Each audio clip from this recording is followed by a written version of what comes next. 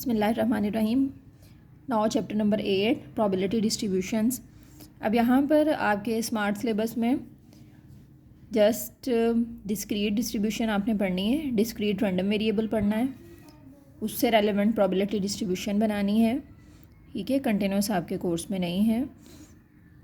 अब probability math function क्या होता है? As the value of discrete random variable is determined by the outcome of random experiment. कि जो रैंडम वेरिएबल होते हैं वो कहाँ से आते हैं, ये डिटरमिन किए जाते हैं या इनको प्रोड्यूस किया जाता है रैंडम एक्सपेरिमेंट्स से। रैंडम एक्सपेरिमेंट आपने 6 चैप्टर में पढ़ा है क्या होता है। रैंडम एक्सपेरिमेंट का मतलब ये है कि आप यूनिफॉर्म कंडीशंस के अंदर कोई भी जो है वो रिजल्ट कोई भी एक्सपेरिमेंट करें, मीन्स जैसे कॉइन टॉसिंग एक्सपेरिमेंट आप करते हैं तो उससे जो रिजल्ट्स आते हैं जैसे हेड या कॉइन वगैरह आते हैं।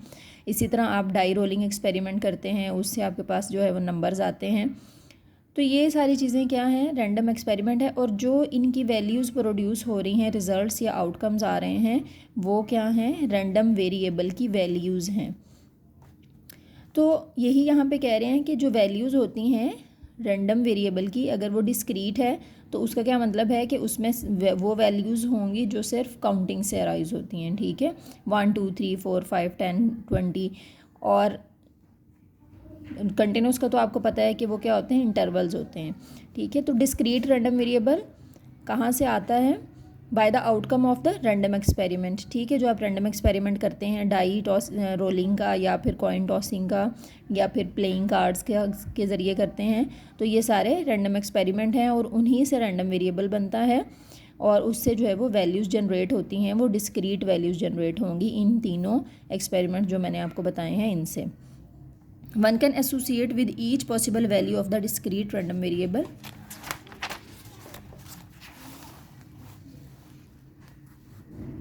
a probability that a random variable will take on that value।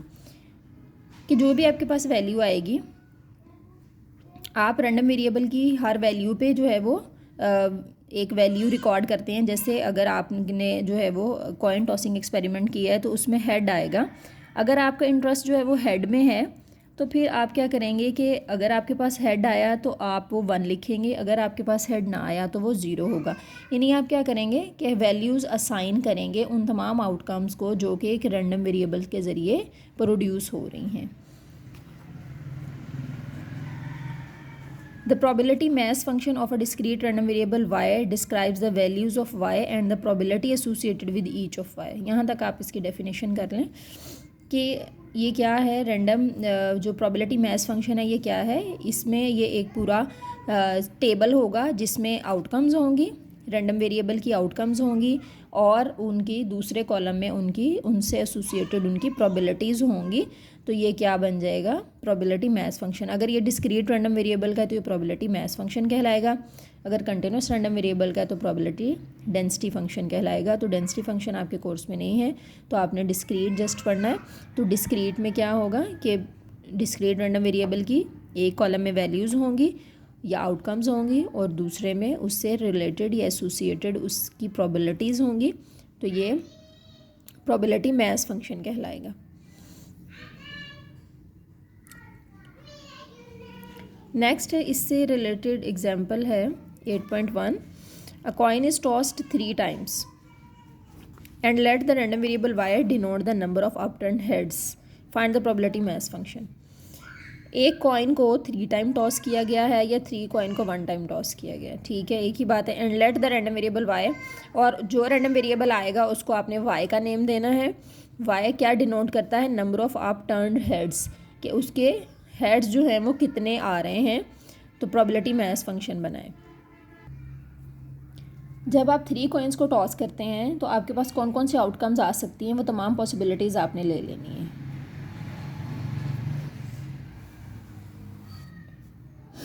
ये आउटकम्स हो जाएंगी, ये y की वैल्यूज़। ठीक है,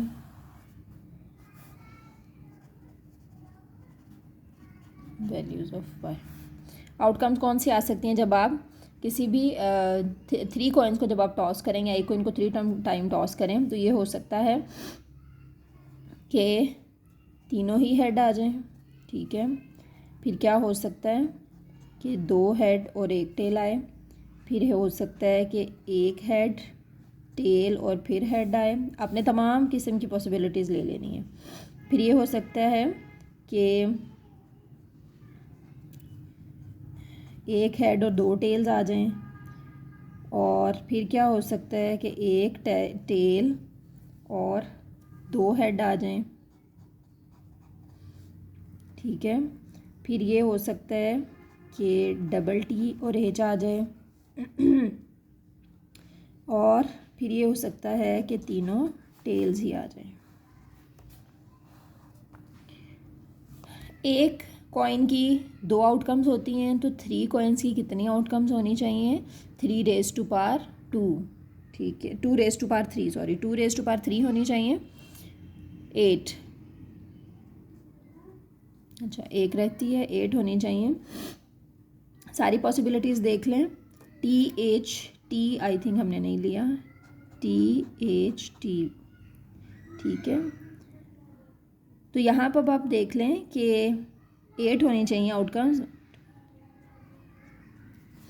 8 हैं, ठीक है। तो एक कॉइन की 2 आउटकम्स होती हैं, ठीक है। तो जितनी कॉइन्स हैं 2 रेज़ टू पावर उतनी आ जाएगी, ठीक है। 3 कॉइन्स हैं, 2 रेज़ टू पावर 3, 8 आउटकम्स होनी चाहिए। अब यहाँ पर अपटर्न्ड हेड्स में हम इंटरेस्टेड थे। यहाँ पर ये कहा गया था कि वाई जो है वो डिनोट करता है किसको? अपटर्न्ड, नंबर ऑफ अपटर्न्ड हेड्स को, कि कितने किसी भी रिजल्ट के अंदर हेड्स आ रहे हैं। तो यहाँ पे कितने हेड्स आ रहे हैं, ये वाई की वैल्यूज़ यानी रैंडम वेरिएबल वाई की वैल्यूज़ बनती जाएंगी। 3, यहाँ पर 2 हेड्स हैं, फिर 2 हैं, और फिर 1 है, फिर 2 हैं, फिर 1 है, और फिर 0 हेड है, और यहाँ पर 1 हेड है, ठीक है। समझ आ गई है? अब नेक्स्ट आपने क्या करना है कि इसका प्रोबेबिलिटी मैथ फंक्शन बनाना है।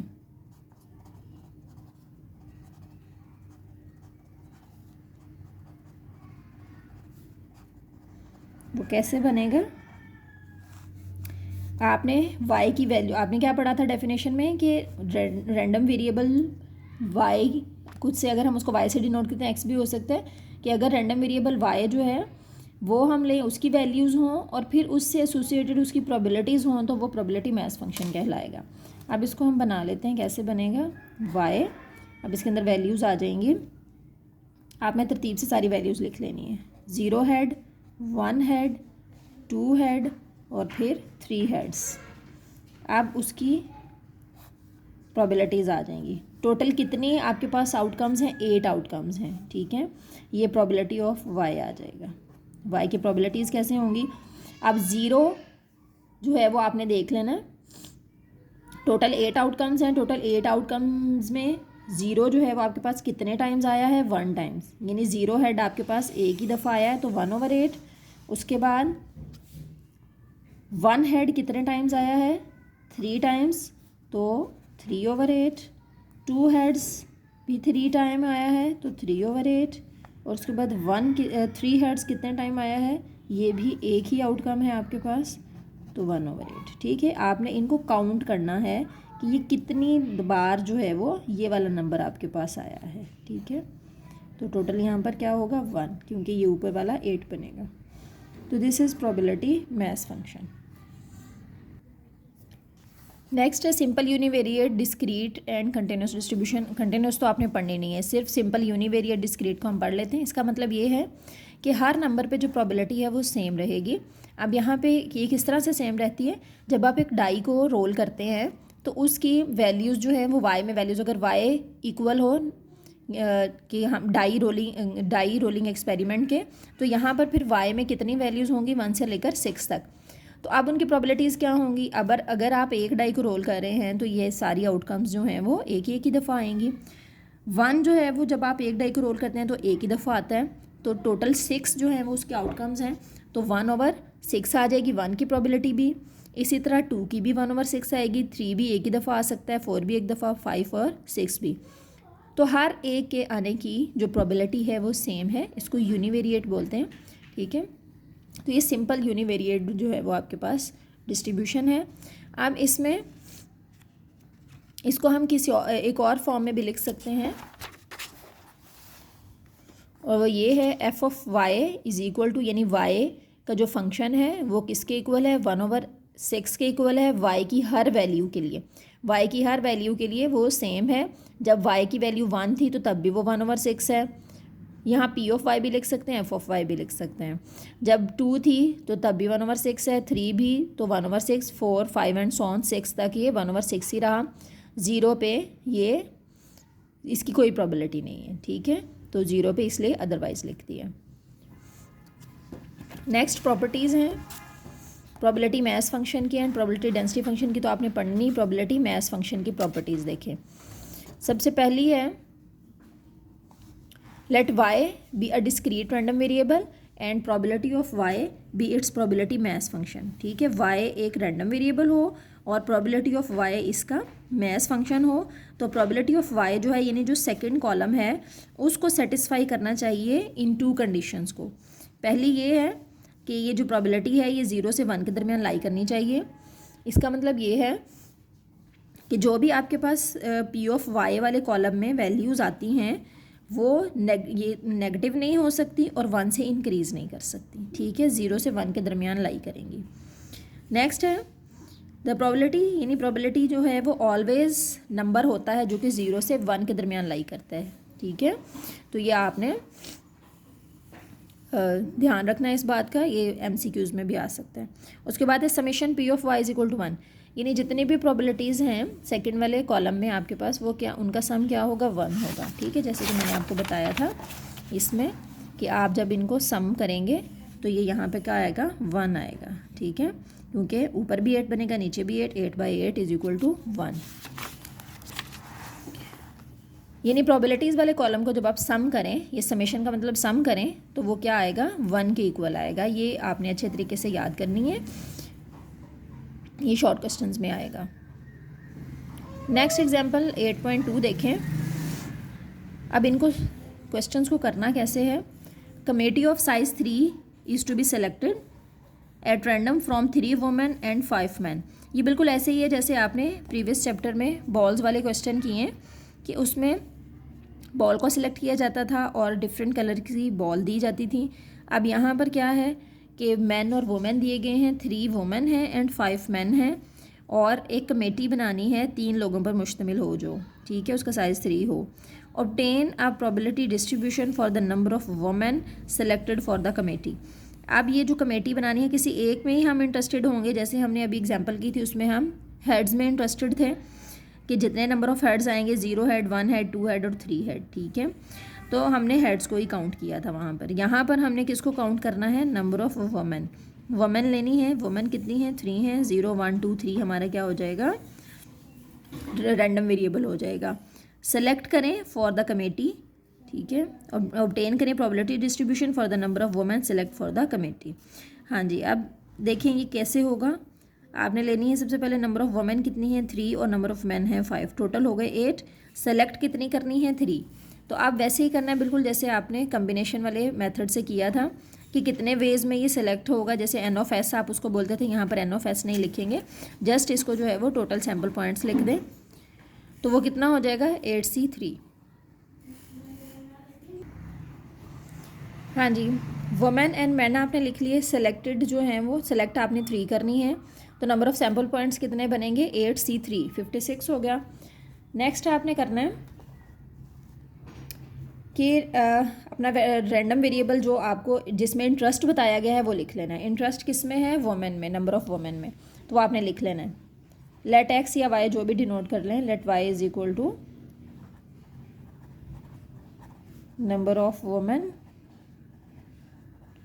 और वो कितनी है, वाई में फिर कौन कौन सी वैल्यूज आ जाएंगी, वो 3 हैं टोटल, तो आपने रैंडम वेरिएबल को 0 से स्टार्ट करना है, ठीक है। ये भी हो सकता है कि कोई वुमेन ना हो, ठीक है, तो जैसे वहाँ पे था कि कोई हेड नहीं था, कोई हेड नहीं का मतलब था कि सारे टेल थे, ठीक है, 0 1 2 3। नेक्स्ट आपने देखना है कि 0 वुमेन जो है वो कब होगी। 0 वुमेन का मतलब है कि 9 वुमेन, ठीक है, तो प्रोबेबिलिटी ऑफ वाई अब आपने फाइंड करते जाना है। प्रोबेबिलिटी ऑफ वाई किसके लिए, अब आपने पहले वाई इज इक्वल टू 0 के लिए यहाँ पर आप लिखेंगे Y is equal to zero. हाँ जी, वाई इक्वल ज़ीरो का मतलब कि ज़ीरो वुमेन, कोई वुमेन नहीं। कितनी वुमेन हैं? 3। 3 में से 0 वुमेन और सारी 3 सिलेक्ट करने हैं तो तीनों के तीनों मेन में से आ जाएंगे और total 8C3।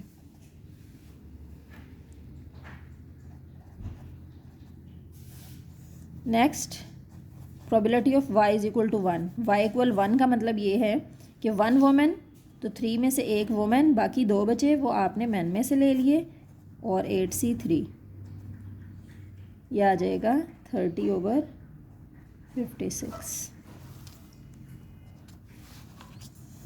Next, probability of y equal to,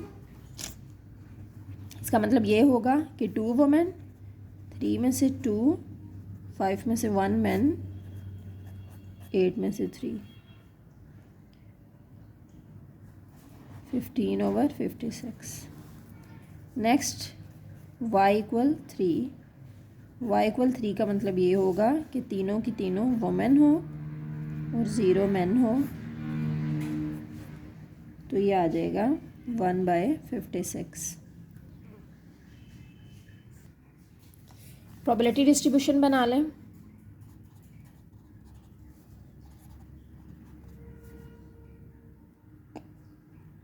हाँ जी, probability distribution of number of women भी आप लिख सकते हैं या सिंपल प्रोबेबिलिटी डिस्ट्रीब्यूशन भी लिख दें तब भी ठीक है।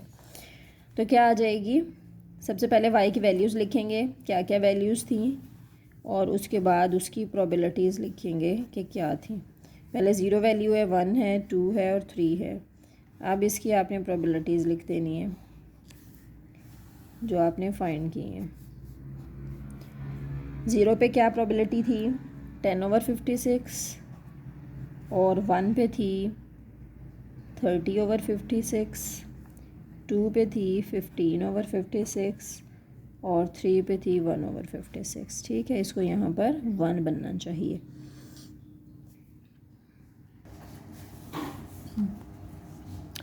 एट 8.3 एग्जाम्पल देखें। From an urn containing 4 red and 6 white round marbles a man draws 3 marbles at random without replacement. If x is random variable which denotes the number of red marbles, what is the probability distribution of x?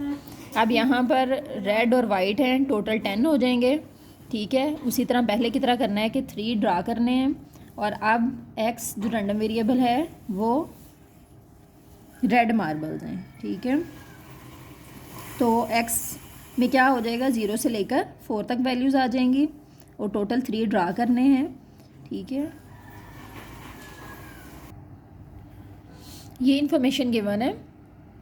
अब आपने यहाँ से number of red marbles को random variable लेना है। ठीक है, x खुद दिया उन्होंने, x लें इसको, तो रेड मार्बल्स 4 हैं, 0 1 2 3 4। अच्छा, बुक पे आपको 3 कहा गया है तो 4 नहीं कहा गया, तो ये आपने देखना है कि 4 क्यों नहीं है। मैं आपको बताऊंगी। अभी आप 4 तक लिखेंगे, फिर उसके बाद हम देखेंगे कि 4 क्यों पॉसिबल नहीं है। सबसे पहले आपने प्रोबेबिलिटी फाइंड करनी है x इज़ इक्वल टू 0 के लिए कि 4 में से 0 आए, यानी रेड मार्बल में से 0 आए और 6 में से बाकी तीनों आ जाएं, टोटल 10C3। ठीक है, सारे तीनों मार्बल जो हैं वो वाइट हैं, तो ये किसके इक्वल होगा? 5/120। नेक्स्ट है probability of x is equal to 1। Red में से 1 आए और बाकी 2 वाइट में से, तो ये हो गया 15 ये 5 ये कटिंग करने के बाद यहाँ पे लिखा हुआ है 30। अगर आप कटिंग नहीं करना चाहते तो ना करें, 6 से 3 जितना भी आता है वो लिख के यहाँ पर 120 भी आप लिख सकते हैं। ठीक है, ये ज़रूरी नहीं है कि आपने कटिंग करके ही लिखना है। डिवाइज़र में वैल्यू सेम रहनी चाहिए। ठीक है, तो यहाँ पे जो भी आता है आप वो लिख लें और नीचे 120 रहने दें।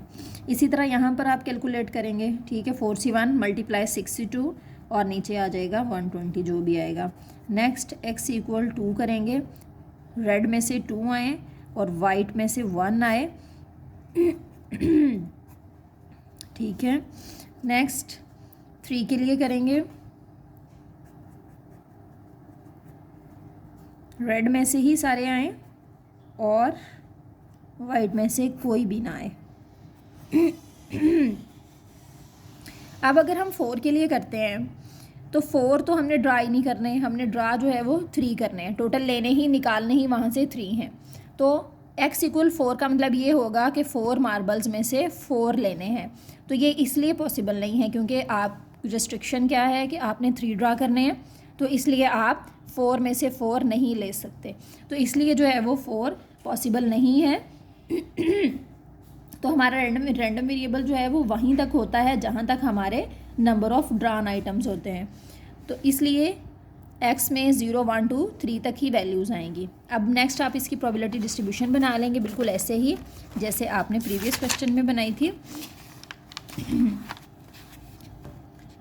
x और नेक्स्ट यहाँ पर आ जाएगा p ऑफ x, ठीक है, 0 1 2 3, यहाँ पर आप इसकी रेलेवेंट प्रोबेबिलिटीज़ लिखते जाएंगे, ठीक है। ये हो गया प्रोबेबिलिटी मैथ फंक्शन या probability distribution of red marbles.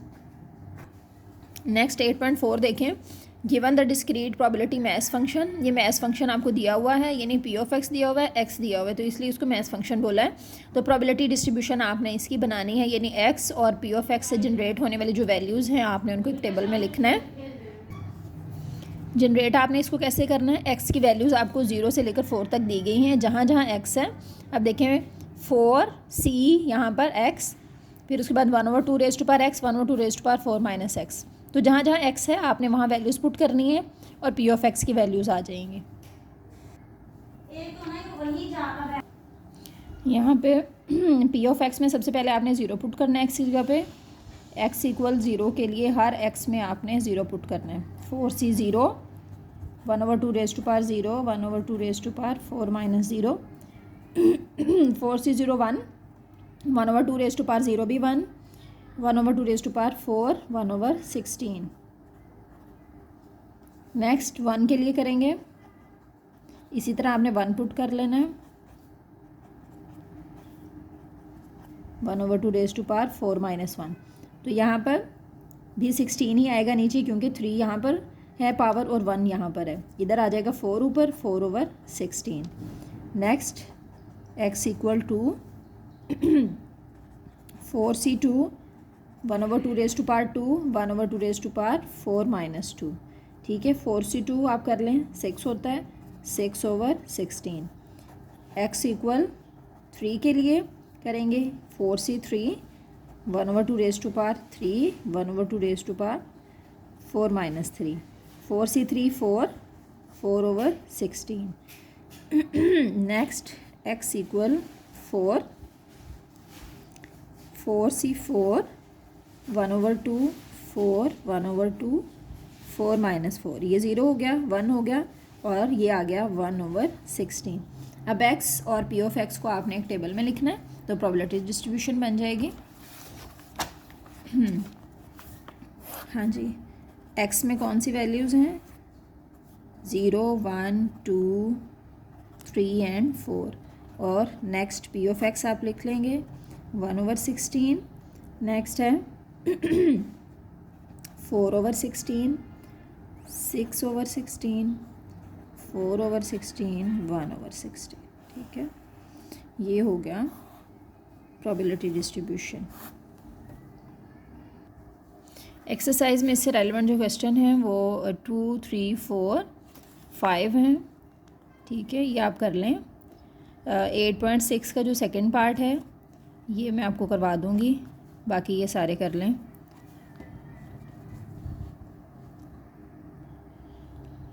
जितना आपको काम दिया है होमवर्क ये सारा कंप्लीट करें। 8 चैप्टर का डेफिनेशंस याद करें, ठीक है। ओके, अल्लाह हाफिज़।